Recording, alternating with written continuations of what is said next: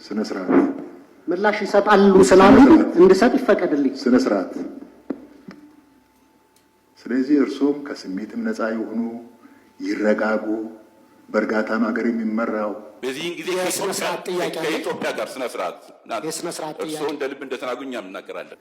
የተከበሩ የምክር ቤት አባል ለእኔ መልስ የሚሰጥ ከሆነ እኔ ተጻራሪ መልስ መስጠት ይችላሉ። እሺ መመለስ ይችላሉ። ስለዚህ ማይክሮፎን መንካት የተከለከለ ነው አፈ ጉባኤው እስካልፈቀደ ድረስ።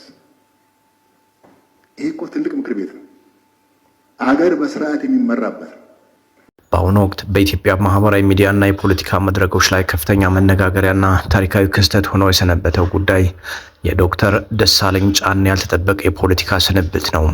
ላለፉት 5 ዓመታት በህዝብ ተወካዮች ምክር ቤት ውስጥ የህዝብ እንደራሴ በመሆን የቆዩት ታዋቂው ተቃዋሚ ፖለቲከኛ ዶክተር ደሳለኝ ጫኔ በምክር ቤቱ የመጨረሻ ስብሰባ ላይ ያደረጉት እጅግ አስገራሚና ድፍረት የተሞላበት ንግግር መላውን ህዝብ አስደምሟል።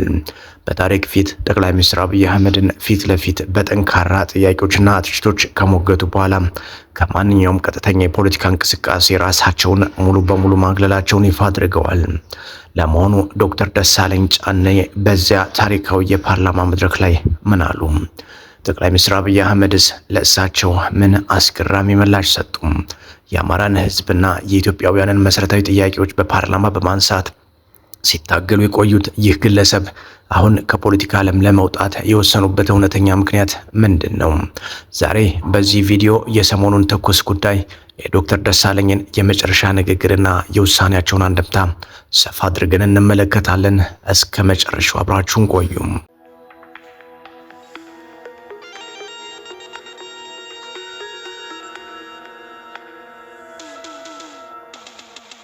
ወደ ዋናው ታሪካችን ስንገባ ዶክተር ደሳለኝ ጫኔ ፖለቲካ ውስጥ ከመግባታቸው በፊት በከፍተኛ የትምህርት ተቋም ውስጥ ረጅም ዓመታትን ያገለገሉ ምሁር ነበሩ። በባህር ዳር ዩኒቨርሲቲ በመምህርነትና በተመራማሪነት የሰሩ ሲሆን በተለይም በማህበራዊ ሳይንስና ኢኮኖሚክስ ዙሪያ ያላቸው እውቀት በብዙ የሥራ ባልደረቦቻቸውና ተማሪዎቻቸው ዘንድ ያስመሰግናቸዋል። ነገር ግን ሀገሪቱ በ2008 ዓ.ም.እና 2009 ዓ.ም ከፍተኛ የፖለቲካ አለመረጋጋት ውስጥ በነበረችበት ወቅት ዶክተር ደሳለኝ ከመስኮት ሆኖ መታዘብን አልመረጡም። የሰማያዊ ፓርቲ አባል በመሆን በንቁ ተሳትፎ የፖለቲካ ህይወታቸውን በይፋ ጀመሩ። በወቅቱ በነበረው የኢህአዴግ አስተዳደር ላይ ጠንካራ የለውጥ ፍላጎት ከነበራቸው ወጣቶችና ምሁራን መካከል አንዱ በመሆን ድምጻቸውን ማሰማት ጀመሩ። ይህም የዩኒቨርሲቲውን ምቹ ህይወት ትተው ወደ አስቸጋሪው የኢትዮጵያ ፖለቲካ ሜዳ እንዲቀላቀሉ አደረጋቸው። በ2010 ዓ.ም በኢትዮጵያ የፖለቲካ ለውጥ ሲመጣ የዶክተር ደሳለኝ ጫኔ ስም ይበልጥ ጎልቶ መውጣት ጀመረ። በአማራ ህዝብ ጥቅምና መብት ዙሪያ የሚንቀሳቀሰውን የአማራ ብሔራዊ ንቅናቄ ወይም በአጭሩ አብን ወይም ናማ በምስረታ ላይ ቀዳሚውን ሚና ተጫውተዋል። ፓርቲው ይፋዊ ምስረታውን ሲያደርግም ዶክተር ደሳለኝ ጫኔ የመጀመሪያው ሊቀመንበር በመሆን ተመረጡ። በእሳቸው መሪነት አብን በአጭር ጊዜ ውስጥ በሚሊዮኖች የሚቆጠሩ ደጋፊዎችን በማፍራት በሀገሪቱ ፖለቲካ ላይ ትልቅ ተጽዕኖ ፈጣሪ መሆን ቻለ። በ2013 ዓ.ም በተካሄደው 6ኛው ሀገራዊ ምርጫ ዶክተር ደሳለኝ ፓርቲያቸውን አብንን ወክለው በመወዳደር የህዝብ ተወካዮች ምክር ቤት አባል ለመሆን ቻሉ። ላለፉት 5 ዓመታት የህዝብ ተወካዮች ምክር ቤት አባል ሆነው ሲያገለግሉ በምክር ቤት ውስጥ ካሉ ጥቂትና እጅግ ተሰሚነት ካላቸው የህዝብ ድምጾች መካከል ቀዳሚው ነበሩ። ብልጽግና ፓርቲ መራሹ መንግስትም ሆነ ፓርላማው አገራችን ከገባችበት የፖለቲካ ቅርቃር ወይም ፖለቲካል ዴድሎክ ማውጣት ስለማይችሉ ስልጣኑን ለጊዜያዊ ሲቪል አስተዳደር እንዲያስረክቡ እሳቸው ወደ ፓርላማ የገቡት አብንን ወክለው ቢሆንም የሚያነሷቸው ጉዳዮች ግን መላው የኢትዮጵያ ህዝብ የሚሰቃይባቸውን መሰረታዊ ችግሮች የነኩ ነበሩ።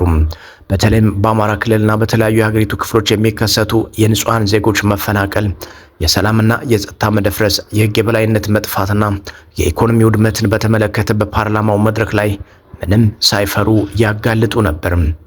ብዙዎች እንደራሴዎች ዝምታን በመረጡበት ወቅት ዶክተር ደሳለኝ ግን የህዝብ እንባ ሊታበስ ይገባል፣ ጦርነቱም ሊቆም ይገባል በማለት መንግስትን በጽኑ ሲሞግቱ የኖሩ ሰው ናቸው። በርካታ አማራዎች በፖለቲካ አስተሳሰባቸው፣ በማንነታቸው ታስረው ለረጅም ጊዜ በእስር ቤት እየተንገላቱ ነው። እነዚህ ደግሞ ተራ ዜጎች አይደሉም።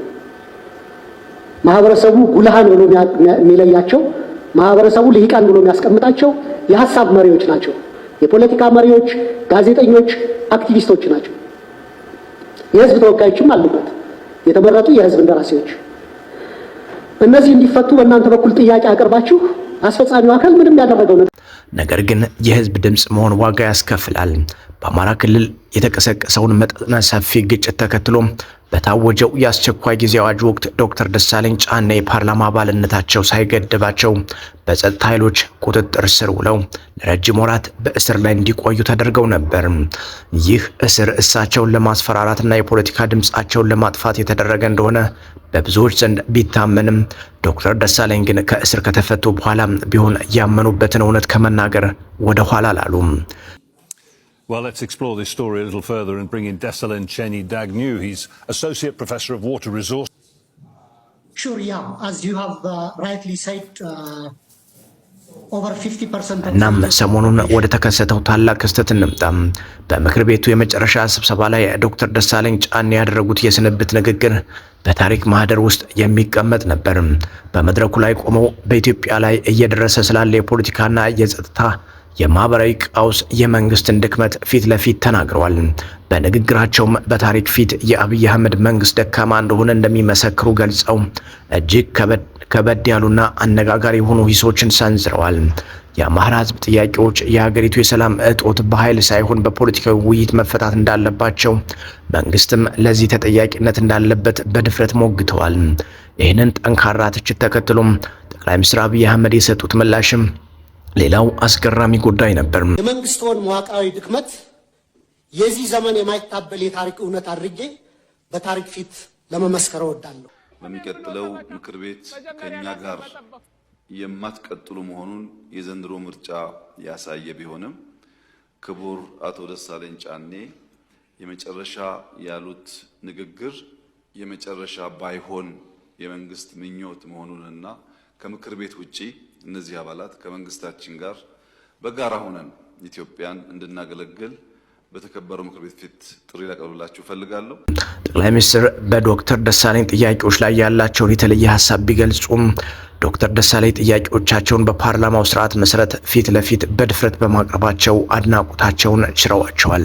ጠቅላይ ሚኒስትሩ አክለውም የምክር ቤት አባላት ከፓርላማ ቢሰናበቱም በሌሎች የመንግስትና የሀገር ግንባታ ስራዎች ላይ ከደረጃቸው ጋር በሚመጥን መልኩ ማገልገላቸው እንዲቀጥሉ ጥሪ አቅርበዋል።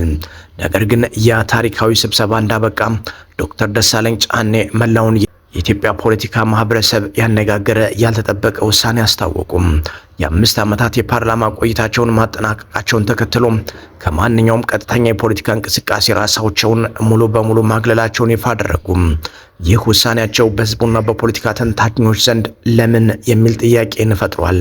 ዶክተር ደሳለኝ ቀደም ሲል በመጪው ምርጫ እንደማይወዳደሩ ሲገልጹ በሀገሪቱ ነጻ ሰላማዊና ፍትሃዊ ምርጫ ለማካሄድ የሚያስችል ምቹ የፖለቲካ መደላድል ባለመኖሩ ምክንያት እንደሆነ ጠቅሰው ነበር። አሁን ደግሞ ሙሉ በሙሉ ከፖለቲካ መድረኩ ለመውጣት መወሰናቸው በኢትዮጵያ ተቃዋሚ ፖለቲካ ውስጥ ያለውን ተስፋ መቁረጥ ወይም የአካሄድ ጥንቃቄን እንደሚያሳይ ብዙዎች ይናገራሉ።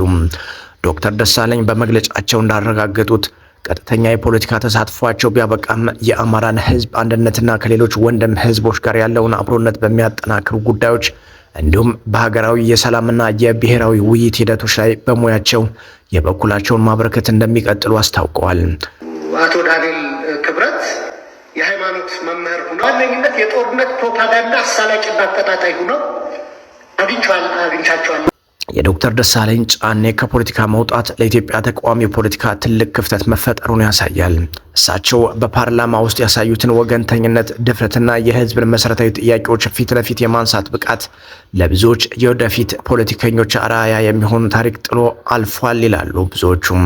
ከዩኒቨርሲቲ መምህርነት ተነስተው በታሪክ ፊት የህዝብን አደራ ተሸከመው የሞገቱት ይህ ምሁር አሁን የፖለቲካ ምዕራፋቸውን በክብር ዘግተዋል።